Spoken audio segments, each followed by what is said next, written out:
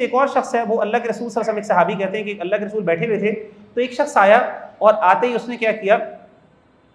کہ اس نے جاتے ہی دعا شروع کی اور دعا میں کہا اللہ مجھے یہ دے دے، مجھے فلاں دے دے، فلاں دے دے، یہ مانگنا شروع ہو گیا۔ تو اللہ کے رسول صلی اللہ علیہ وسلم نے عاجل ھذا، اس بندے نے جلدی کی، اور آپ نے کہا اس کو چاہیے تھا کہ جب بھی تم میں سے کوئی بندہ دعا مانگے تو وہ کیا کرے، فلیبدأ بتحمید اللہ والثناء علیہ، سب سے پہلے اللہ کی حمد بیان کرے، ثم لیصلی علی النبی صلی اللہ علیہ وسلم، پھر اللہ کے رسول پر دعا درود بھیجے، ثم لیدع بما شاء، پھر وہ اللہ سے جو مانگنا وہ مانگے۔ تو یہ ادب ہے کہ سب سے پہلے اللہ کی تحمید بیان کریں، پھر نبی صلی اللہ علیہ وسلم پہ درود پڑھیں۔ تیسری چیز یہ ہے کہ جب بھی دعا مانگے ادب میں سے یہ ہے تو کبھی بھی اللہ کو یہ نہ کہیں اللہ تو مجھے دینا چاہتا ہے تو دے دے، نہیں دینا کوئی بات نہیں، یہ نہیں کہنا چاہیے۔ اگین پہلے سرٹنٹی کی بھی بات ہوئی، لیکن یہ بھی خاص طور پہ صحیح بخاری اور صحیح مسلم کی حدیث ہے کہ تم میں سے کوئی بندہ یہ نہ کہے اللہم اغفر لی ان شئت، کہ اللہ مجھے معاف کر دے اگر تو چاہتا ہے۔ کیوں؟ آپ نے فرمایا اللہم ارحمنی ان شئت، اللہ تعالیٰ مجھ پر رحم کر اگر تو چاہتا ہے، اللہ مجھے دے دے اگر تو چاہتا ہے۔ اس کی وجہ یہ ہے کہ آپ صلی اللہ علیہ وسلم نے فرمایا کہ فإن اللہ صانع ما شاء، اللہ تعالیٰ جو چاہتا ہے کرتا ہے، تم میں سے کوئی بندہ اللہ کو مجبور نہیں کر سکتا۔ تو یہ کہنے کی مطلب یہ ایک قسم کی سیلف سفیشینسی دکھانے کی بات ہے نا، جیسے ہم کہتے ہیں نا کہ سر اگر آپ کر سکتے ہیں تو کر دیں، یعنی ان ادر ورڈز نہ بھی کریں تو کوئی مسئلہ نہیں، مجھے مرا نہیں جا رہا، یعنی یہی مطلب ہوتا ہے نا اس کا۔ تو بھائی اللہ کے سامنے آپ عاجز ہوں، آپ کہیں اللہ مجھے تجھ سے چاہیے، اور بالکل اس طرح کہیں اللہ تو کرنا ہے تو کر دے، نہیں تو نہ سے، یہ والی بات نہیں کرنی، ٹھیک ہے؟ یہ صحیح بخاری صحیح مسلم کی حدیث ہے۔ اسی طریقے سے کچھ دعاؤں کو 3 دفعہ بھی کہنا چاہیے، جس پہ ایمفیسائز کرنا ہو۔ اللہ کے رسول صلی اللہ علیہ وسلم جب بھی دعا کرتے، سیدنا عبداللہ بن مسعود کرتے تھے دعا ثلاثا، اور جب بھی کوئی چیز مانگتے تب بھی کیا کرتے، 3 دفعہ مانگتے۔ اور اللہ کے رسول صلی اللہ علیہ وسلم کان یعجبہ ان یدعو ثلاثا ویستغفر ثلاثا، خاص طور پہ جب آپ اللہ سے استغفار کریں نا کہ اللہ میرے گناہوں کو معاف، اس وقت 3 دفعہ کہا کریں، اس پہ ذرا ایمفیٹک وے میں کیا کریں۔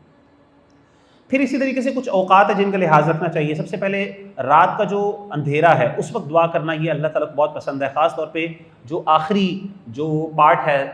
رات کا جس کو ہم تہجد کا ٹائم کہتے ہیں۔ آپ مغرب سے لے کے عشاء کا جو ٹائم ہے کیسے آپ ڈیٹرمن کرتے ہیں جی؟ مغرب سے عشاء تک کا جو ٹائم ہے نا اس کو آپ ڈیوائڈ کریں، جو بھی آورز بنتے ہیں گرمیوں میں سردیوں میں جو بھی، آپ دیکھیں کہ فجر کا ٹائم کب ہوتا ہے،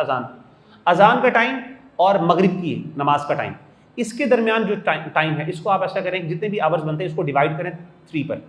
اور جو تھرڈ پارٹ ہے نا، آخری تھرڈ جو آورز بنیں گے وہ بیسکلی ٹائم ہے جس کو کہتے ہیں سب سے پسندیدہ ٹائم ہے، جس پہ اللہ تعالیٰ آسمان دنیا پہ نزول فرماتے ہیں۔ تو ایسے موقع پر اس ٹائم دعا کرنا جو بالکل سحری کا ٹائم ہوتا ہے، اس موقع پر اللہ تعالیٰ بہت دعاؤں کو سنتے ہیں۔ اسی طریقے سے آپ کو پتہ ہے جمعے کے دن ایک گھڑی ہوتی ہے جس کے اندر اللہ تعالیٰ خاص طور پہ دعاؤں کو ضرور قبول کرتے ہیں، اس کا بھی لحاظ رکھنا چاہیے۔ اسی طریقے سے جو بندہ روزے کی حالت میں ہے اور جو سفر کی حالت میں، اللہ اس کی دعا کو قبول کرتے ہیں۔ اسی طریقے سے اذان اور اقامت، اس موقع پر اللہ تعالیٰ بہت زیادہ دعاؤں کو قبول کرتے ہیں۔ سردے کی حالت میں انسان اللہ تعالیٰ قبول کرتے ہیں، اور اسی طریقے سے جب انسان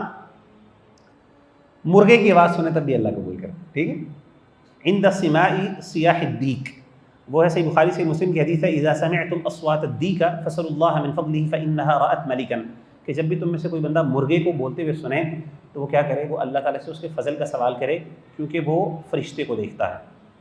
تو اس طرح کر کے کچھ چیزیں ہیں۔ اللہ تعالیٰ جو سنا ہے اس کو سمجھنے اور عمل کرنے کی توفیق عطا فرمائے، صحیح معنوں میں ہمیں اپنے ساتھ تعلق قائم کرنے کی توفیق عطا فرمائے، اور ہماری دعاؤں کو قبول فرمائے، اور ہمیں توفیق دے کہ ہم جب بھی اللہ سے مانگیں تو ہم نیکی اور اچھائی اور بھلائی کو مانگیں، اللہ تعالیٰ سے کسی بری چیز کو نہ مانگیں۔ اقول قولی ھذا واستغفر اللہ لی ولکم فاستغفروہ۔